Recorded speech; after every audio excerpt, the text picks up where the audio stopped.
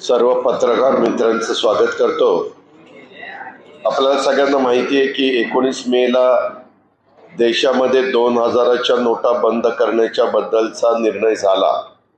मात्र हा निर्णय होत असताना 30 सप्टेंबर पर्यंत त्या नोटा बदलल्या जातील अशा प्रकारचं सांगण्यात आलं। खरं तर 2000ची नोट तसं बघितलं तर जे मोठे आर्थिक व्यवहार करणारे लोक असतात त्यांच्याकडेच असतात। सर्वसामान्य गरीब किंवा मध्यमवर्गीयांच्याकडे 2000च्या नोटा एकतर गेले 2 वर्ष आपण बघतोय बँकेमध्ये देखील आपण ज्यावेळेस काही पैसे विड्रॉ करायला जातो महिन्याच्या खर्चाकरता तिथेही 2000ची नोट कुठं मिळत नव्हती। मग 2000च्या बद्दल जर काळा पैसा बाहेर काढायचं होतं, मी तर आज एक सकाळी बातमी वाचली की एका पश्चिम बंगाल का कुठून तरी 4500 कोटी रुपये हवालामार्फत बाहेर गेले। 4500 कोटी। आता ह्याही जर असे आकडे ऐकले तर मग त्याचा काय उपयोग आहे? जर तुम्हाला नोटबंदीच करायची म्हटलं तर खऱ्या अर्थाने ज्यांनी काळा पैसा साठवलेला आहे तो पैसा बाहेर पडण्याच्या करता सप्टेंबर पर्यंत मुदत द्यायचं काही कारण नव्हतं। जसं पाठीमागं 500 आणि 1000ची नोट ज्या दिवशी पंतप्रधानांनी जाहीर केलं त्याच्या दुसऱ्या दिवसापासून ती नोट कागदाचा तुकडा झाली, तशा पद्धतीनं पण करता आलं असतं आणि त्याच्यातून मोठ्या प्रमाणावर 2 नंबरचा पैसा हा चलनामध्ये जो फिरतोय तो फिरण्यापासून वाचवता आलं असतं। नक्की लोकांना कळायला मार्ग नाही। त्यावेळेस एक आहे, आपल्याला काही जनतेला रांगेत उभं राहा, मागे जसा 500 आणि 1000ची नोट रद्द झाली त्यावेळेस रांगेत उभं राहून खूप मनस्ताप लोकांना सहन करावा लागला। अनेकांना दुपारच्या उन्हाचा त्रास झाला, अनेकांना काही आरोग्याचे काही आजार त्याच्यातनं झाले वगैरे वगैरे। तशा प्रकारचं काही असं होणार नाही आणि 2000चे बंद करायचा निर्णय झाला तरी समाजात फार त्याबद्दल काही चर्चा होताना दिसत नाही। पण एक शंका म्हणून त्यांनी त्याच दिवशी ती नोट बंद करायला पाहिजे होती। म्हणजे हे बाकीची जी काही फुरसत त्यांना सप्टेंबर पर्यंत दिलेली आहे, आता जून जुलै ऑगस्ट सप्टेंबर 4 महिने म्हणजे काही थोडे कमी दिवस नाही, 4-4.5 महिने। हे माझं त्याच्या संदर्भातलं मत होतं। दुसरं, आपल्याला सगळ्यांना माहितीच आहे की अलीकडच्या काळामध्ये काही वेगवेगळ्या प्रकारची स्टेटमेंट आल्यानंतर काही काहींनी आपली पण भूमिका मांडण्याचं काम केलेलं आहे। त्या संदर्भामध्ये मी माझी भूमिका मांडली, परंतु आम्हाला आमचं मत मांडण्याचा अधिकार जरूर असतो, भूमिका मांडण्याचा अधिकार असतो। अर्थात महाविकास आघाडीच्या संदर्भामध्ये त्यांची एकजूट राहावी, एकी राहावी म्हणून वरिष्ठ पातळीवर जे निर्णय होतील ते तिन्ही पक्षाला मान्य असतात। त्याच्यामुळं त्याच्यातनं वेगळा अर्थ कृपा करून कोणी काढू नये, एवढंच त्याबद्दलचं माझं मत आहे। आपल्याला सगळ्यांना माहिती आहे की IRS अधिकारी NCBचे माजी झोन डायरेक्टर समीर वानखेडे यांना मुंबई उच्च न्यायालयाने तात्पुरता दिलासा दिलेला 8 जून पर्यंत त्यांना अटकेपासून संरक्षण देण्यात आलेलं आहे। मात्र केस संदर्भातले पुरावे माध्यमांच्या मध्ये शेअर न करण्याचे आदेशही हायकोर्टाने दिलेले। CBIला 3 जून पर्यंत अहवाल सादर करण्याचे निर्देश कोर्टाने दिलेले आहेत। त्यानंतर 5 दिवसांनी म्हणजेच 8 जून रोजी पुढील सुनावणी होणार आहे। आता आर्यन खान प्रकरणात शाहरुख खानकडनं काही रक्कम मागितल्याचा आरोप संबंधित अधिकाऱ्यावर आहे आणि त्याच्याबद्दल CBIनेच उल्लेख केलेला आहे। खरं तर आपल्याला सगळ्यांना आठवत असेल त्यावेळेस आमचे मुख्य प्रवक्ते नवाब मलिक साहेबांनी स्पष्टपणे भूमिका सातत्याने मांडण्याचं काम केलं, मीडियानी पण ती दाखवली। परंतु त्यावेळेस नवाब मलिक साहेबांना खोटं ठरवण्याचा प्रयत्न किंवा ते जाणीवपूर्वक ॲलिगेशन करतात असं दाखवण्याचा प्रयत्न आणि ज्याची चौकशी आज CBIने चालवलेली आहे ते अधिकारी फार स्वच्छ आहेत, क्लीन इमेज आहेत असं दाखवण्याचा प्रयत्न झाला। परंतु आता मात्र लोकांच्या समोर आता त्याच्यात बाकीच्या कुणी काही बोलण्याचं कारण नाही, स्वतः CBIच तपास करते आणि CBIनेच ह्या संदर्भामध्ये आपली भूमिका स्पष्ट केलेली आहे। दिल्लीचे मुख्यमंत्री अरविंद केजरीवाल आणि माझ्या माहितीप्रमाणे पंजाबचे पण मुख्यमंत्री बहुतेक त्यांच्याबरोबर आहेत, ते आणि चड्डा ते पण आहेत, त्यांचे राज्यसभेचे खासदार, हे तिघजण मुंबईला येणार आहेत। त्यावेळेस ते पवार साहेबांना पण भेटणार आहेत, उद्धव ठाकरे साहेबांना पण भेटणार आहेत। साहेबांनी मला सांगितलं की त्या दिवशी तू पण हजर राहा।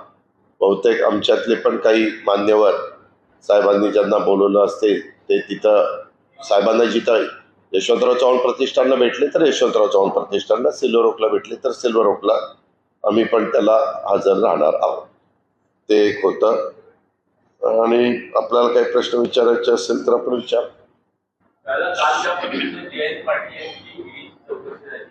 आणि त्या पद्धतीने विरोधी पक्षाच्या नेत्यांना ईडी बोलवते आणि अशा पद्धतीने संपवण्याचा प्रयत्न होतोय का?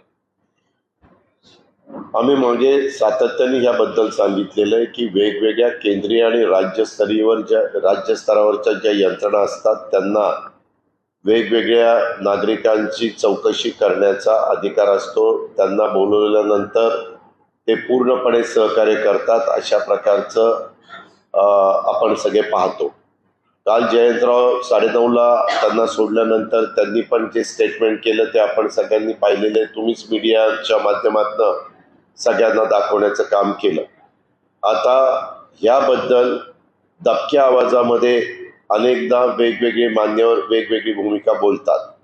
तुम्हालाही पत्रकार मित्रांना आठवत असेल की आपलं अधिवेशन मुंबईचं चालू असताना त्या अधिवेशनामध्ये म्हणजे पुरवणी मागण्यांच्या वेळेस वरच्या सभागृहामध्ये सत्ताधारी पक्षाच्या आमदारांनी काय सांगितलं हे सगळं रेकॉर्डला आलं, तुम्ही पण त्या बातम्या दाखवल्या। त्याच्या आधीच्या काळामध्ये काही काँग्रेसमध्ये अनेक वर्ष मंत्रिपद उपभोगलेली लोक देखील भाजपमध्ये गेल्यानंतर त्यांनी स्वतः पुणे जिल्ह्यामध्ये एक कार्यक्रम होता, त्यावेळेस काय सांगितलं ते तुम्ही सांगितलं की आता आम्ही इकडं आलेलो आहेत, आम्हाला काही त्रास नाही, आम्हाला व्यवस्थित झोप येते, आम्ही बिनधास्त आहोत। तीच गोष्ट एका खासदारांनी पण सांगली जिल्ह्यामध्ये सांगितलेली आपण सगळ्यांनी पाहिलेली आहे। आणि स्वतः केंद्रीय राज्यमंत्र्यांनी पण एक स्टेटमेंट केलेलं आपण पाहिलं की आम्ही ते स्वच्छ करतो, निर्मामध्ये घालतो, अमुक करतो तमुक करतो, अशा प्रकारचे। वास्तविक एकीकडं सत्ताधारी पक्षाचे लोक असं स्टेटमेंट करतात की चौकशीला बोलवल्यानंतर जेवढं त्या ठिकाणी घाबरून जाण्याचं काय कारण आहे। काहींनी पूर्वीची पण उदाहरणं दिली। युपीएचं सरकार असताना आत्ताचे पंतप्रधान त्यावेळेसचे गुजरातचे मुख्यमंत्री यांना कसं बोलवलेलं होतं, आत्ताचे गृहमंत्री आणि त्यावेळेसचे मला वाटतं गृहराज्यमंत्री गुजरातचे त्यांना कसं बोलवलं होतं वगैरे वगैरे असं सांगण्यात येतं। त्याच्यामुळं माझं याबद्दल एवढंच म्हणणं आहे की द्वेषभावनेतनं, राजकीय सूडबुद्धीतनं, काही वेगळ्या पद्धतीनं त्याच्यामध्ये कुणाला बोलवण्यात येऊ नये। काही त्यांना कुठं एखादा क्लू मिळाला आणि त्याच्याबद्दल काही त्यांना नोटीस काढावी लागली तर तो काढण्याचा त्यांचा अधिकार। नवामालिकांच्या जावयांच्या विरुद्ध तुम्ही कारवाई केली म्हणून माझ्या विरुद्ध षडयंत्र केलं जाते किंवा एलिगेशन्स केले जातात, खोटे आरोप, असं समीर वाटपेंकडून। नाही, एक मिनिट, नवाब मलिक साहेब कुठल्या पक्षाचे आहेत? विरोधी पक्षाचे। आता त्यांचे जावई म्हणल्यानंतर ते तसे राष्ट्रवादीचे संबंधित, राष्ट्रवादीचे संबंधित असताना असं करण्याचं कारण काय? हे निव्वळ काही बेसलेस स्टेटमेंट आहे, त्याला काही अर्थ नाही।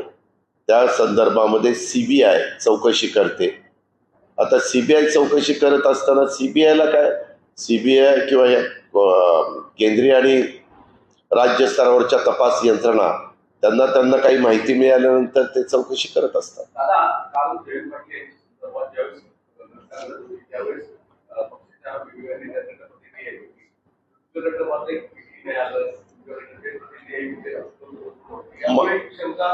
सागर, तू शंका काढायला फार हुशार आहेस।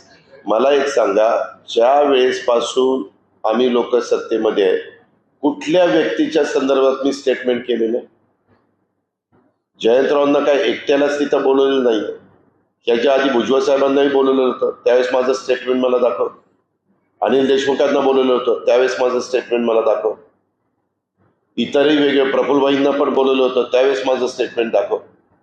तुम्ही लोक आहे ना, तुम्ही त्याच्यामध्ये जाणीवपूर्वक असा काहीतरी अर्थ लावण्याचा प्रयत्न करतात. मी मी मी मी तो आता तू प्रश्न विचारला, मी उत्तर देतो. त्याबद्दल मी कधी कुणालाही कुणाच्याही बद्दल कुठलंही स्टेटमेंट त्या ठिकाणी करत नाही. कारण माझ्याही बाबतीमध्ये तुम्हाला माहिती आहे की माझ्या घरातल्या अनेक ठिकाणी पाठीमागच्या काळामध्ये इन्कम टॅक्सने 22 ठिकाणी धाडी टाकल्या होत्या. त्यावेळेस माझं मी काय स्टेटमेंट करायचं ते केलं आणि मी माझ्या कामाला लागलो. दादा, पण महाविकास आघाडीच्या सूत्रामध्ये पुढे येते की छोटा भाऊ मोठा भाऊ, तर महाविकास आघाडी पुढची निवडणूक येईपर्यंत राहणार आहे का? 100% राहणार आहे. तू स्टॅम्प आण, मी तुला लिहून देतो त्याच्यावर. मी उद्धव ठाकरे साहेब, नंतर नाना पटोले, आम्ही सह्या करून देतो तुला. एक मिनिट, अशा प्रकारच्या चर्चा चालतात. एक पक्ष असले तरी देखील त्या पक्षामध्ये वेगवेगळे विचार वेगवेगळ्या नेत्यांचे पुढे येतात. शेवटी अंतिम निर्णय त्या पक्षाचे सर्वोच्च नेते हे घेतील, त्याची अंमलबजावणी त्या पक्षाचे सगळे बाकीचे कार्यकर्ते करतात. नाही, त्याच्या संदर्भातली तारीख सध्या उष्णता असल्यामुळं सध्या तारीख ठरलेली नाहीये. ते जरा हवामानाचा बदल झाला, वातावरण थोडंसं वेगळं झालं की त्यामध्ये त्या घेतल्या जाणार.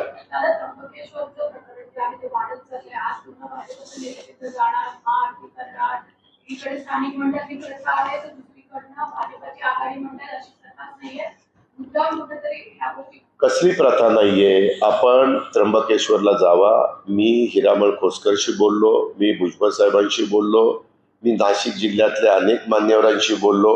आपल्यालाही माहिती आहे की मणिपूर सारख्या दंगलमध्ये जी झाली त्या दंगलीचा किती परिणाम झाला. उलट मेरी कोमनी त्यावेळेस आव्हान केलेलं होतं की केंद्र सरकारने, राज्य सरकारने ह्यामध्ये ताबडतोब हस्तक्षेप करावा. आणि मणिपूरमध्ये 8 जिल्ह्यामध्ये जी दंगल झाली होती त्याच्यात अनेक निष्पाप लोकांची घरं जाळली गेलेली होती, अनेक जण बेघर झालेले होते, 55 ते 60 जण निष्पाप लोक त्याच्यामध्ये मारले गेलेले होते, अनेक जखमी झालेले होते. तशा पद्धतीनं खरं देशात कुठेही घडता कामा नये. परंतु औरंगाबादमध्ये, अकोला शेवगावमध्ये हायकोर्टाने सांगितलंय संभाजीनगर नाही औरंगाबाद म्हणायचं, म्हणून औरंगाबाद नाही. तर पुन्हा अजित पवार छत्रपती संभाजीनगर म्हणाले नाही, औरंगाबाद म्हणाले. आपल्याला संविधानाचा आदर करावा लागतो, कोर्टाचं ऐकावं लागतं. त्याच्यावर औरंगाबाद, अकोला, शेवगाव, अहमदनगरचं आणि त्र्यंबकेश्वर इथं वेगवेगळ्या प्रकारच्या दंगली झाल्या. काय कारण होतं? वास्तविक आपण पाहतो, आम्ही देखील अनेक वर्ष राजकीय जीवनात काम करतो, राजकारणात नव्हतो त्याच्या आधी देखील आम्ही ज्यावेळेस आजींच्या बरोबर, आमच्या वरिष्ठांच्या बरोबर कुठं दर्शनाच्या करता जायचो, मग तिथं दर्शनाला गेल्यानंतर सर्व जाती धर्माचे लोक तिथं दर्शन घ्यायचे. आणि आपल्यामध्ये पद्धतच आहे, तुम्हाला देवाचं दर्शन घ्यायचं असेल, तुम्हाला गुरुद्वारामध्ये जायचं असेल, तुम्हाला चर्चमध्ये जायचं असेल, तुम्हाला कुठं दर्ग्यामध्ये जायचं असेल, कुठं चादर चढवायची असेल तर आपण जातो, चढवतो. परंतु जी काही त्र्यंबकेश्वरचे स्थानिक लोक जे आहेत, त्यांचं म्हणणं की 100 वर्षापासून परंपरा चाललेली आहे. बाहेरच्या बाहेर ते जात असतात, आतमध्ये कुणी जात नाही. परवा दलवाई साहेब पण जे गेलेले होते, हुसेन दलवाई, माजी राज्यसभेचे मेंबर, काँग्रेसचे नेते, त्यांनी पण बाहेरनं दर्शन घेतलं. काही काही ठिकाणी प्रथा असतात. आता आमच्या इथं देखील कनेरी म्हणून गाव आहे, जिथं 67 सालापासून कुठलाही प्रचाराचा, नारळाचा शुभारंभ आम्ही मारुतीरायाला नारळ फोडून त्या ठिकाणी करतो. म्हणजे आतापर्यंत ज्या निवडणुका 55-60 वर्षात झाल्या तिथं, मात्र तिथं मारुतीचं जो गाभारा आहे तिथं महिलेला जायला परवानगी नाहीये. महिला बाहेरनं दर्शन घेतात आणि निघून जातात. आता हे चालत आलेले लोक पाळतात. शेवटी कुणी काय पाळावं, कसं पाळावं हा ज्याचा त्याचा प्रश्न आहे. परंतु भावनिक मुद्दा करू नका, याच्यामध्ये राजकारण आणू नका, याच्यामध्ये जातीमध्ये तेढ निर्माण होईल, जातीमध्ये धर्माधर्मामध्ये, पंथामतामध्ये असं होता कामा नये, असं आमचं याबद्दलचं आव्हान आहे. आणि त्या संदर्भात स्थानिक त्र्यंबकेश्वरांनी लोकांनी पण तशा प्रकारचं आव्हान केलेलं आहे. ते म्हणतात की आमच्याकडे ती परंपरा वर्षानुवर्ष चालू, 100 वर्षाची परंपरा, असं त्यांनी पण सांगितलेलं आहे. पण असं असलं तरी आता तिथं आज जाऊन महाआरती करणार आहे, भाजपचे नेते जाणार आहे आणि तिथं परत गोकुंद्र शिंपडलंय, या सगळ्या गोष्टी. आता मी तुम्हाला सांगितलं ना, काही जण आज महागाईकडचं लक्ष, आज बेरोजगारीकडचं लक्ष, दुसरीकडे डायव्हर्ट करण्याच्या करता आता दुसरा मुद्दा नाही, मागं नवीन नवीन मुद्दे काढून पाठी कोरी होती त्यावेळेस अनेक गोष्टी सांगितल्या गेल्या. परंतु आता 9 वर्ष झालेली आहे, 1च वर्ष राहिलेलं आहे आणि त्याच्यामुळं कर्नाटकचा निकाल लागल्यामुळं कुठंतरी थोडीशी मनाला भीती वाटत असेल, शंका येत असेल, तर काय केल्यानंतर आपल्याला जनाधार आपल्या बाजूने येईल तसा प्रयत्न असू शकतो. नंबर 1. नंबर 2, आशिष शेलारांना मी पण अनेक वर्ष ओळखतो. आमच्याबरोबर विधिमंडळामध्ये आमदार म्हणून ते काम करतात. मागच्या काळामध्ये देवेंद्र फडणवीसांच्या सरकारमध्ये शेवटी ते शालेय शिक्षण मंत्री म्हणून त्यांनी काम केलेलं आपण सगळ्यांनी पाहिलं. क्रिकेटमध्ये महत्त्वाच्या संस्थांच्यावर ते काम करतात. परवा मीडियाला त्यांनी एक क्लिप दाखवली. ती क्लिप दाखवत असताना त्यांनी सांगितलं की कर्नाटकामध्ये ते घडलं. तुम्ही नीट आठवा, तुम्ही अजून एक क्लिप पाहा, आणि दाखवलं की कर्नाटकामध्ये गायीच्या बद्दल कशा प्रकारे चाललेलं आहे, गायीची हत्या कशी केलेली आहे. त्याच्या खोलात गेल्यानंतर ती मणिपूरची हे होती, क्लिप होती.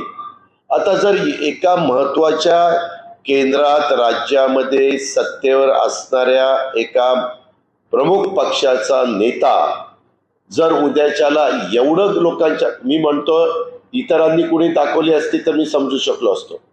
आता मी किंवा भुजबळ साहेबांनी, जयंत पाटील साहेबांनी, सुनील तटकरे यांनी, धनंजय मुंडे यांनी, इतर मान्यवरांनी प्रेस कॉन्फरन्स घेत असताना एखादी क्लिप दाखवण्याचा प्रयत्न केला तर आम्ही पहिल्यांदा त्याची शहानिशा केली पाहिजे की बाबा त्याच्यात तथ्य आहे का नाही. तथ्य नसेल आणि तर दाखवलं तर आम्ही जबाबदार असतो त्याला. त्याच्यावर आशिष शेलारांनी दाखवलेली धडधडीत ती मणिपूरची आणि मणिपूरचे भाजपच्या नेत्यांनी काय स्टेटमेंट केलं तेही तुम्ही काही चॅनलमध्ये पाहिलेलं की त्यांचा आहार काय आहे, ते काय करतात, कसं करतात. इव्हन गोव्यामध्ये देखील काय चालतंय त्याची माहिती तुम्ही घ्या. आपल्या महाराष्ट्रामध्ये गोवंश हत्या बंदी आहे, याबद्दल दुमत नाही. परंतु आपला जो काही भारत देश आहे, अनेक रंगाची लोक इथे राहतात, 18 पगड जातीची लोक राहतात, 12 बलुतेदार राहतात. प्रत्येकाचा आहार, प्रत्येकाचा पोशाख हा वेगवेगळा असतो. ही आपली भारतीय संस्कृती, हे भारतीय परंपरा आहे. मध्ये देखील पोशाखावरून देखील देवदर्शनाला जात असताना काय पोशाख असावा याबद्दल पण काही वक्तव्य आली.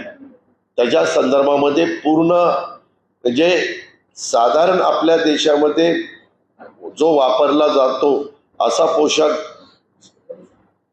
करून जायला कुठंच अडचण नाही. तो कमी कपड्याचा नसावा एवढंच त्याच्यामध्ये आहे, हे पण आपण लक्षात घेतलं पाहिजे. शेगाव असेल, अकोला असेल, सगळ्या लॉ अँड ऑर्डरशी कनेक्टेड आहे. राज्याचे डिस्ट्रिक्ट लॉ अँड ऑर्डर म्हणजे या संदर्भात आपण तुम्ही त्यांच्यावर कारवाईची मागणी करताय. या संदर्भात खरं तर राज्याचे जे गृहमंत्री असतात, एक तर मुख्यमंत्री जबाबदार असतात कारण ते राज्याचे प्रमुख, दुसरं गृहमंत्री जबाबदार असतात कारण आपल्या इथं अनेक वर्ष आम्ही राजकारणात आल्यापासून गृहमंत्री पदाची जबाबदारी स्वर्गीय आर पाटील साहेबांनी सांभाळली होती. अशा गोष्टी घडल्यानंतर त्याबद्दल तातडीनं बैठका घेणं, आढावा घेणं, सूचना करायच्या असतील त्या करणं आत्ताचेही गृहमंत्री देवेंद्र फडणवीस करत असतील, पण हे कंट्रोल होत नाहीये. या संदर्भामध्ये हे वाढतंय, ह्याच्यातून समाजामध्ये अंतर पडतंय आणि कारण नसताना दंगलीमुळं गोरगरीब जनतेला त्याची किंमत मोजावी लागते. त्यामुळं देवेंद्र फडणवीसांनी स्वतः लक्ष घालून कुणाचाही राजकीय हस्तक्षेप तिथल्या सीपीच्या बद्दल, म्हणजे जे कंट्रोल करतात, सीपी असेल, एसपी असेल किंवा इतर वरिष्ठ पोलीस अधिकारी असतील, त्यांना पूर्णपणे ह्याच्यात मुभा दिली पाहिजे. आणि मुभा देताना हेही त्यांना सांगितलं पाहिजे, तुम्ही त्या जिल्ह्याचे जिल्हा पोलीस प्रमुख आहात, तुम्ही तुमचे सगळे पोलीस स्टेशनचे खालच्या अधिकाऱ्यांना ज्या सूचना द्यायच्या त्या द्या. जर तुमच्या एरियामध्ये तशा प्रकारची दंगल झाली तर आम्ही जिल्हा पोलीस प्रमुखाला जबाबदार धरू. जर महानगरपालिकेच्या एरियात पोलीस कमिशनरचा अधिपत्याखाली ते एरिया चाललेला असेल किंवा कायदा सुव्यवस्था सांभाळण्याचं काम त्यांचं असेल तर मात्र तिथं सीपीला पण जबाबदार धरलं पाहिजे. असं जर केलं आणि त्यांना तिथली खबरदारी घेण्याकरता पूर्णपणे मुभा दिली आणि मोकळीक दिली तर प्रशासन, पोलीस हे आटोक्यात आणेल असं माझं स्वतःचं मत आहे. दादा, माजी राज्यपाल भगतसिंग कोश्यारी महाराष्ट्र दौऱ्यावरती येऊन गेले. राज्यपालांची भेट झाली, आशिष शेलार इतर भाजप नेत्याची भेट झाली, काही मन की बात पण झाली असं म्हटलं जातं. तुमचा सुसंवाद राहिलेला आहे, या दौऱ्याकडे कसं पाहता? माझा ह्या दौऱ्यामध्ये येताना त्यांची भेट झालेली नाही. आपल्या भारतामध्ये माजी झालेल्या व्यक्तीला एखाद्या पदावरून गेल्यानंतर त्यांना काही कामाच्या निमित्तानं कुठल्या राज्यात जावंसं वाटत असेल तर त्यांना जाता येतं. आज ते माजी राज्यपाल आहेत आणि त्याच्यामुळे त्यांचं काही काम निघालं असेल, मागचं काही काम राहिलं असेल, त्याच्याबद्दल त्यांची चर्चा, ज्याचा राज्यपालाशी संबंध नाही परंतु एक व्यक्ती म्हणून संबंध असू शकतो, अशा कुठल्या कामाच्या करता ते आले असतील.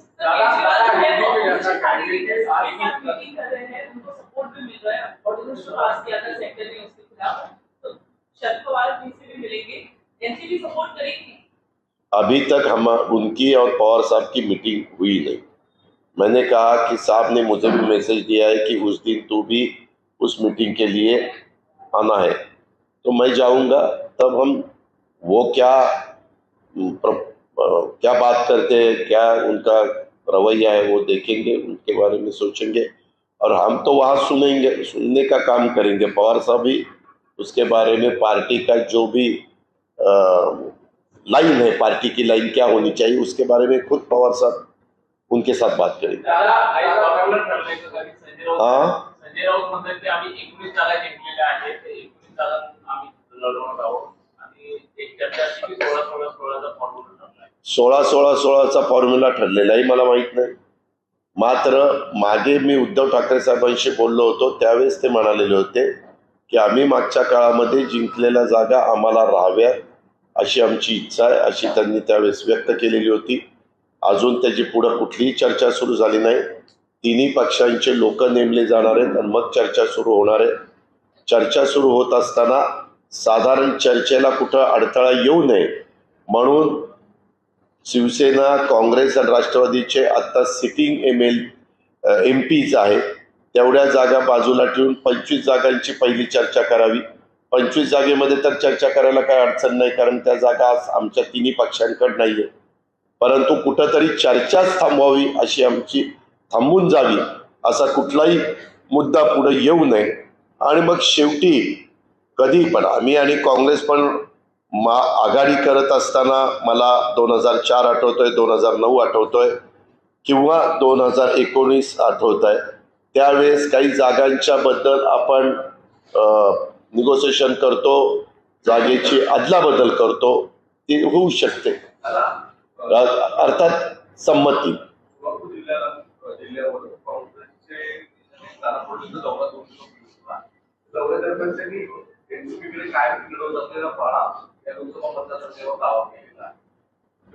मी तुम्हाला सांगितलं ना की 25 जागा आता रिक्त आहेत. चर्चा करताना तिथं ते सांगतील ना, तिथं सांगतील, ते तिन्ही पक्षाचे लोक चर्चा करतील आणि मग वरिष्ठ पातळीवर फायनल होईल.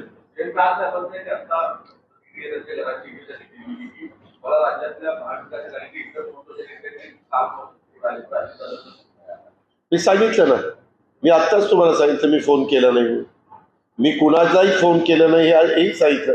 मी भुजबळ साहेबांना फोन केला नाही, कोणालाही फोन केला नाही. आता भेटल्यावर फोन करण्यापेक्षा भेटल्यावरच समक्ष बोलू ना. हा? अहो, आम्ही ज्यावेळेस भेटू त्यावेळेस बोलू ना. मी आता इथनं तुमचं झाल्यानंतर विधान भवनातलं माझं ऑफिस आहे, तिकडे जाणार. दादा, हिंदी में जानना चाहिए, आज त्र्यंबकेश्वर में बीजेपी महाआरती कर रही है और कह रही है वहां पर हिंदुओं की जनसंख्या कम करने का एक षड्यंत्र चल रहा है, उसके पीछे महाविकास आघाड़ी काम कर रही है. ऐसी महाविकास आघाड़ी कहीं भी षड्यंत्र नहीं कर रही है. हमारा सबको साथ लेने का हमारा काम है. जो शाहू फुले अम्बेडकर जी ने बताया है उसी रास्ते से हम जा रहे हैं. हमारे युग पुरुष छत्रपति शिवाजी महाराज जी ने जो बताया है उसी रास्ते से हम जा रहे हैं. ये सेक्युलर देश है, उसी हिसाब से देश में काम होना चाहिए, ऐसा हमारा कहना है. दादा, जयंत पाटिल की कल 11 घंटे लंबी पूछताछ होना कैसे देखते हैं, और खास करके एक के बाद एक एनसीपी के करीब करीब सभी नेताओं को नोटिस और समन था. वो अधिकार केंद्र सरकार के जो जिनको इंक्वायरी करने का अधिकार है वो एजेंसी का है, स्टेट के एजेंसी का है. वो उनके हिसाब से काम कर रहे हैं. उनके उसके बारे में हमें किसी को भी कुछ सवाल पूछने के बाद हम उसमें सहयोग करते हैं. क्या महाविकास आघाड़ी को टारगेट किया है, पॉलिटिकली टारगेट किया जा रहा है? या आपने सोचना चाहिए किया है या नहीं किया है. सब लोग देख रहे हैं. सब लोग ठीक ठाक देखने के बाद लोगों को कोई पता चलता है किस एंगल से ये चालू है. दादा, महाविकास आघाड़ी की आपस में जो सीट शेयरिंग फॉर्मूले पर किस तरीके की चर्चा हुई, और खास करके आज कांग्रेस की कोर कमेटी की बैठक है, उनका कहना है कि उनको भी उसी स्तर पर मिले, सीटें मिले और बराबर बराबर होने से ज्यादा कम न. हर एक को अपने अपनी राय रखने का अधिकार है. हर एक पार्टी राय रखेंगी. अंतिम निर्णय तीनों पार्टी के मेन लीडर फाइनल अथॉरिटी लेंगे. क्या 16-16-16 का जो फॉर्मूला था, क्या वो ऐसा बिल्कुल फॉर्मूला नहीं है. पहले हमारी बात हुई कि 25 जो जगह खाली है, सीटें खाली है, उसके बारे में चर्चा होनी चाहिए. 48 में से 25 सीट्स जो खाली है वो, और वो उसका जो कौन 25 में से कौन कांग्रेस को कितनी उसमें मिलनी चाहिए, एनसीपी को कितनी, और शिवसेना उद्धव बाळासाहेब ठाकरे जी को कितनी, वो होने के बाद 23 के बारे में चर्चा होगी. दादा, नवाब मलिक हमेशा समीर वानखेड़े को लेकर कहते थे कि करप्शन हो रहा है वहां पर, जानबूझ करके एक ऑफिसर कुछ लोगों को फंसा रहा है, लेकिन उस समय में बीजेपी के लोग जाकर प्रोटेस्ट करते थे समीर वानखेड़े के समर्थन में. अब सीबीआई और एनसीबी दोनों ने मामला रजिस्टर करते, दोनों इंक्वायरी कर रहे हैं, इसको कैसे करें? अभी सीबीआई इंक्वायरी कर रहे हैं. सीबीआई की इंक्वायरी पूरी होने के बाद पूरा क्या मामला है वो सबके सामने आ जाएगा. अभी इंक्वायरी चालू है, इसके लिए हम उसके बारे में ज़्यादा बात करने की मुझे ज़रूरत नहीं. लेकिन तब के नवाब भाई के जो भी उन्होंने कहा था ये बहुत कुछ सही निकल रहा है, ऐसा सीबीआई की तरफ से सुनने को मिलता है. 2000 का नोट जो बंद करने का सरकार ने फैसला लिया कि 30 सितंबर के बाद हम बंद कर देंगे, इस फैसले को कैसे देखते हैं, क्योंकि आज से करेंसी बदलनी शुरू हुई है? ये आरबीआई का अधिकार है, सेंट्रल गवर्नमेंट का अधिकार है, फाइनेंस डिपार्टमेंट का अधिकार है सेंट्रल का. लेकिन मेरा इतना ही कहना है कि 2000 की नोट बंद करने का जब उन्होंने डिक्लेयर किया तब से ही नोट बंद होनी चाहिए थी. 4-4 महीने नोट वापस करने को जरूरत नहीं थी.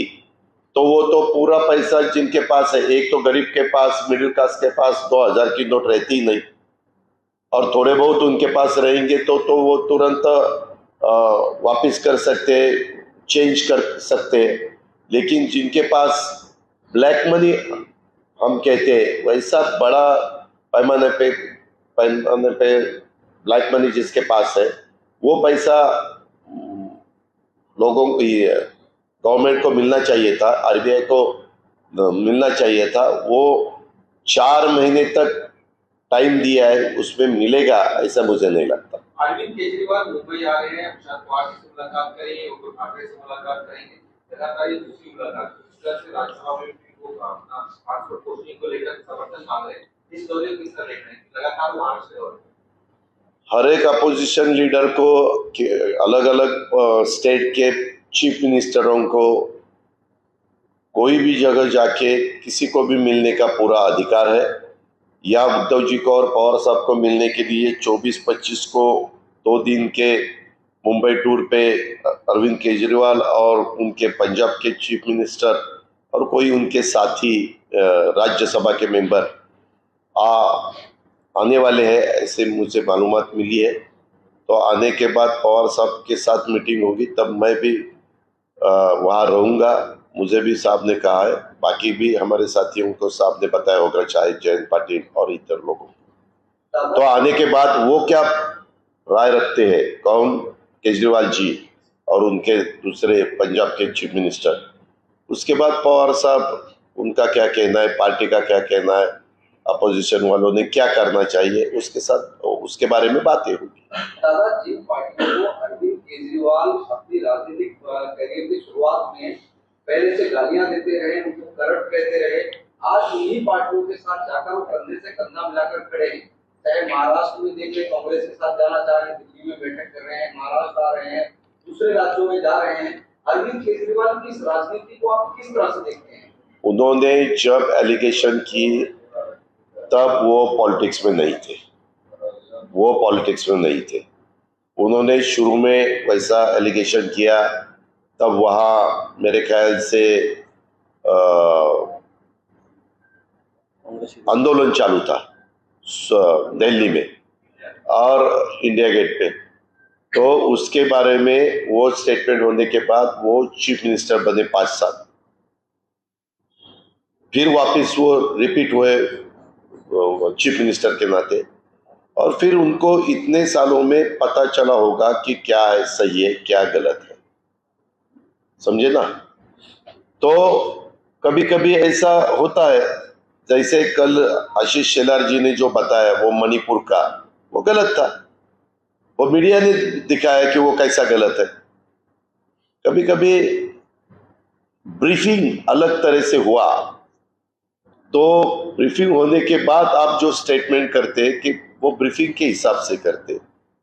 आपने किसके ऊपर भरोसा रखना चाहिए और किसके ऊपर भरोसा नहीं रखना चाहिए, वो हर एक का अधिकार रहता है। मतलब आप भी मान रहे हैं कि राजनीति में आने के बाद केजरीवाल में बदलाव आया? तो बदलाव नहीं, वो सवाल उनको पूछना चाहिए। मैंने उसके बारे में मुझे जो कुछ लगता है मेरे मन को, वो मैंने आपके सामने रखा है।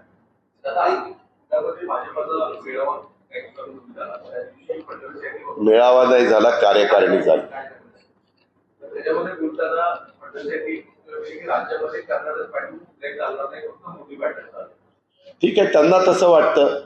त्यांच्या कार्यकर्त्यांना कर्नाटकची निवडणूक जाऊन 4-5 दिवस झाले, त्यांनी नावमेद होऊ नये, ते खचू नये, त्यांना जरा मॉरली सपोर्ट मिळावा म्हणून असं बोलावं लागतं। सागर, ही राजकारणातलं भाग आहे, त्याच्यामुळं ते तसं बोलणार।